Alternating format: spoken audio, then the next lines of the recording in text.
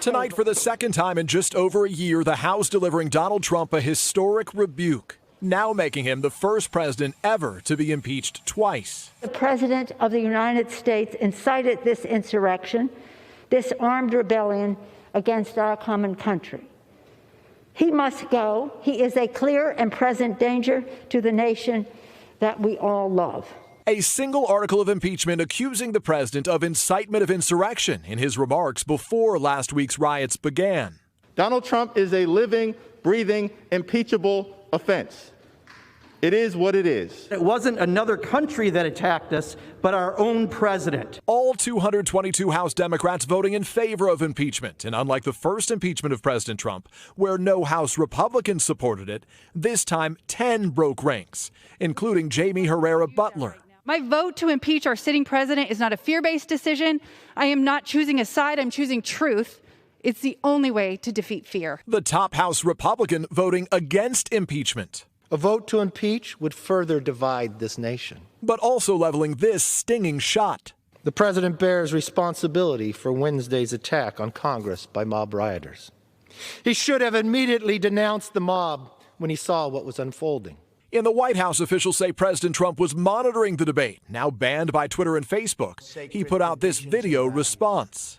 Mob violence goes against everything I believe in and everything our movement stands for. No true supporter of mine could ever endorse political violence. Now I am asking everyone who has ever believed in our agenda to be thinking of ways to ease tensions, calm tempers. At the Capitol, the debate at times became heated. Some of my colleagues, some of which may well be co-conspirators, some have cited the metaphor that the president lit the flame. Well, they lit actual flames, actual fires, and we Time put them out. expired. There will be order in the House. Most Republicans blasting the Democrats' case. The fact that IEDs were constructed in place, how does the president incite an attack that was pre-planned and already underway before his speech concluded? It's an obsession that is now broadened. It's not just about impeachment anymore. It's about canceling, as I've said, canceling the president and anyone that disagrees with them. All of it coming after Vice President Pence rejected Democrats' ultimatum to invoke the 25th Amendment that Pence said was, quote, not a means of punishment. Tonight, Democrats urging a Senate conviction, they say in part to keep President Trump from holding office again. He must not remain in power one moment longer. This threat must be extinguished immediately. This president must be impeached and convicted, and he must be prevented from ever attempting to seize power again.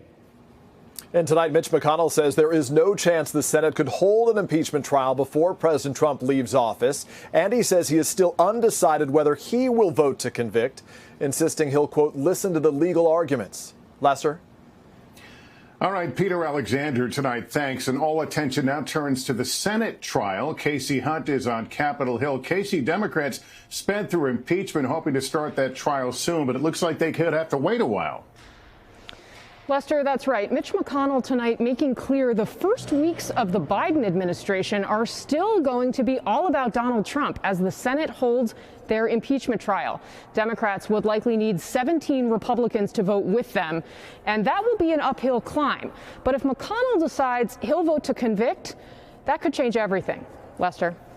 All right, Casey, thank you. I want to bring in our political director and moderator of Meet the Press, Chuck Todd, and presidential historian Michael Beschloss. Chuck, first to you, where do you see the Republican Party going from here, especially after some voted to impeach? Well, look, it is at a real crossroads. This is a very divided party, particularly the leadership of the party is in one place. They would like to get rid of the virus that is Donald Trump. Whether that's Mitch McConnell, Liz Cheney, you even had some people who, while they didn't vote for impeachment, are hoping that the result is that he is somehow excommunicated from the party, and impeachment isn't a bad way to do it. But here's the rub, Lester. The problem is, while the leadership's in one place, the grassroots of the party is still a Trump party. All right, Michael, this is a historic second impeachment of a president. How will history books describe this moment? They will say that Donald Trump owns one half of all the presidential impeachments in history. They will say that today was the most bipartisan impeachment in modern history. And also, this guy can get convicted. That's a real possibility. If that happens, the founders of our country always intended that a Senate trial that convicted was not just to remove a president from office, but also to say to future Americans, this is the kind of person who should never be president. Hey, NBC News fans, thanks for checking out our YouTube channel. Subscribe by clicking on that button down here, and click on any of the videos over here to watch the latest interviews, show highlights, and digital exclusives. Thanks for watching.